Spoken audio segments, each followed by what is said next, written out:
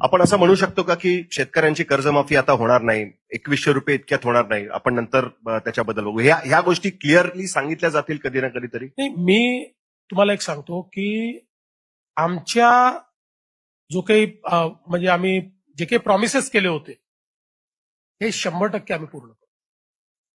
मी त्याची तयारी सुरू केली आहे. योग्य वेळी आम्ही ते पूर्ण करू. शेतकऱ्यांच्या कर्जमाफीच्या संदर्भात यापूर्वी मी सांगितलं की कर्जमाफी शेतकऱ्यांना हवी आहे का, तर ती निश्चितपणे हवी आहे. पण कर्जमाफी कधी केली पाहिजे याचे काही नियम आहेत. जर आता एक उदाहरण द्यायचं झालं तर समजा हा 5 वर्षाचा कार्यकाळ आहे. या 5 वर्षाच्या कार्यकाळामध्ये एकदाच कर्जमाफी करता येईल, तिथं काही वारंवार करता येणार नाही.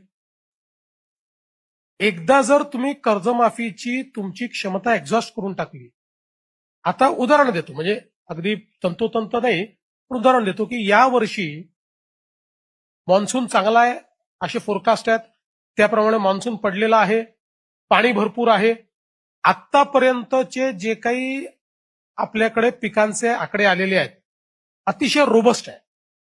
चांगलं पीक होईल अशा प्रकारचे, म्हणजे ईश्वराने आशीर्वाद ठेवला आणि काही परत अवकाळी वगैरे झाली नाही तर अतिशय चांगलं पीक होईल.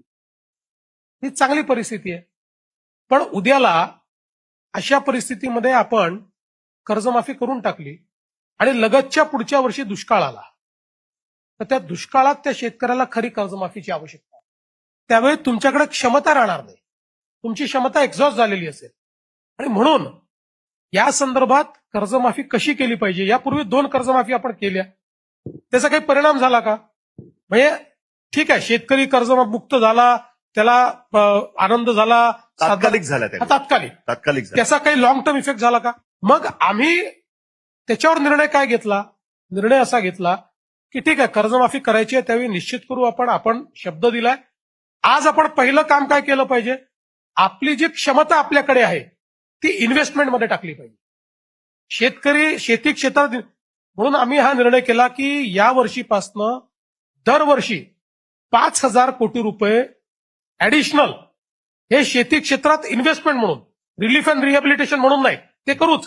पीक गेलं म्हणून पैसे द्या, पाऊस पडला म्हणून पैसे द्या, अतिवृष्टी झाली म्हणून पैसे द्या, बांध फुटला म्हणून पैसे द्या, ते देऊच. पण त्याच्या व्यतिरिक्त शेततळे करायचे आहेत, ड्रिप इरिगेशन करायचं आहे, अवजारं घ्यायची आहेत, ट्रॅक्टर घ्यायचा आहे, शेडनेट करायचं आहे, अशा इन्व्हेस्टमेंट करता 5,000 कोटी रुपये वर्षाला ऍडिशनल इन्व्हेस्टमेंट करू, ज्यातनं क्लायमेट रेझिलियंट शेती आपल्याला तयार करता येईल. म्हणजे हा शेतकरी जो सातत्याने कर्जाच्या विळख्यात जातो त्याला आपल्याला त्यातनं बाहेर काढता येईल. आणि अशा प्रकाराने यावर्षी 5,000 कोटी ठेवलेत, दरवर्षी ऍडिशनल 5,000 कोटी रुपये देऊन 25,000 कोटी रुपये हे शेती क्षेत्रात आम्ही गुंतवणार आहोत. आता साधारण कर्जमाफी केली तर 17-18 कोटी, 20,000 कोटी रुपये त्यालाही लागतील, ते अप्रोप्रिएट वेळी आम्ही करू. पण आता इन्व्हेस्टमेंट करून शेतकऱ्याला जो तुलनेनं बरा काळ आहे त्या काळामध्ये शेतकऱ्याला अधिक मजबूत कसा करता येईल हा आपला प्रयत्न आहे. याचा अर्थ पुन्हा एकदा सांगतो की शेतकऱ्याला कर्जमाफी नको आहे का? त्याला हवी आहे. पण आपल्यालाही राज्यकर्ते म्हणून नेमकं शेतकऱ्याच्या फायद्याचं ते कधी होईल हा विचार करावा लागेल.